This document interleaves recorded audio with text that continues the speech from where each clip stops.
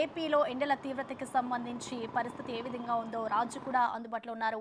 రాజు, ప్రస్తుతం అక్కడ పరిస్థితి ఏ విధంగా ఉంది? దీనికి సంబంధించి ఇటు ఎండలకి సంబంధించిన అప్డేట్స్ ఏ విధంగా ఉన్నాయి? అధికారులు ఎలాంటి అలర్ట్స్ ని జారీ చేశారు రాజు?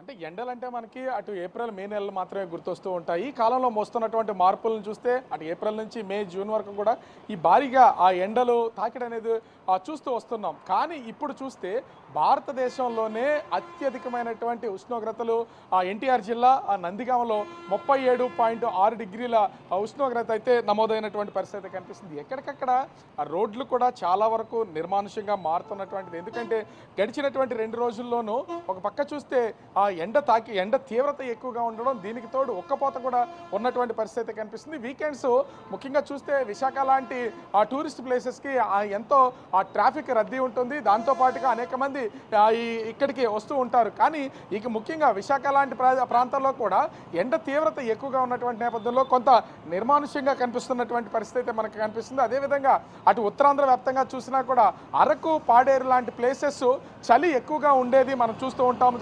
ఉష్ణోగ్రతలు క్రమేపీ తగ్గిపోతున్నాయనేది మనం చూస్తూ ఉంటాం. దీనికి తోడు -డిగ్రీస్ వస్తున్నటువంటిది 2 డిగ్రీలు 3 డిగ్రీలు ఉష్ణోగ్రతలు, అంటే సింగిల్ డిజిట్ కూడా నమోదైనటువంటి పరిస్థితి అయితే చూస్తున్నాం. కానీ ఇప్పుడు గడిచినటువంటి 2-3 రోజుల నుంచి కూడా ఉదయం 10 గంటలకే దాదాపుగా 30 డిగ్రీలకు పైనే ఉష్ణోగ్రతలు నమోదవుతున్నటువంటి పరిస్థితి కనిపిస్తుంది. అటు రాయలసీమ జిల్లాలు, గుంటూరు, అదేవిధంగా ఆ కృష్ణా జిల్లాలకు సంబంధించి కూడా ఎండ తీవ్రత ఎక్కువగా కనిపిస్తున్నటువంటి పరిస్థితి కనిపిస్తుంది.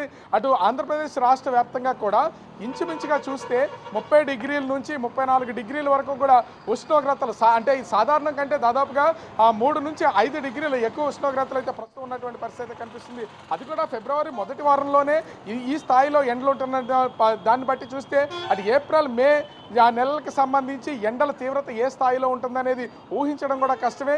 ఇంకో పక్క చూస్తే అంటే సహజంగా శీతాకాలంలో ముఖ్యంగా చూస్తే ఏసీలు వేయడం కానీ ఫ్యాన్లు యూజ్ చేయడం కానీ చాలా తక్కువగా ఉంటుంది. రాత్రి సమయాల్లో కూడా ఏసీలు అనేవి చాలా తక్కువగా యూజ్ చేస్తూ ఉంటారు. ఎందుకంటే ఫ్యాన్కి వస్తున్నటువంటి గాలికే చలి వేస్తుంది. కానీ ఇప్పుడు గడిచినటువంటి 2-3 రోజుల నుంచి కూడా ఏసీలు ఆన్ చేయకపోతే ఉక్కపోత అనేది ఎక్కువైపోతున్నటువంటి పరిస్థితి ఉంది. అటు డాక్టర్లు కూడా కొన్ని సూచనలు చేస్తున్నారు. ఈ రకమైనటువంటి ఎండ తీవ్రత వల్ల కొన్ని చర్మాలకు సంబంధించినటువంటి మార్పులు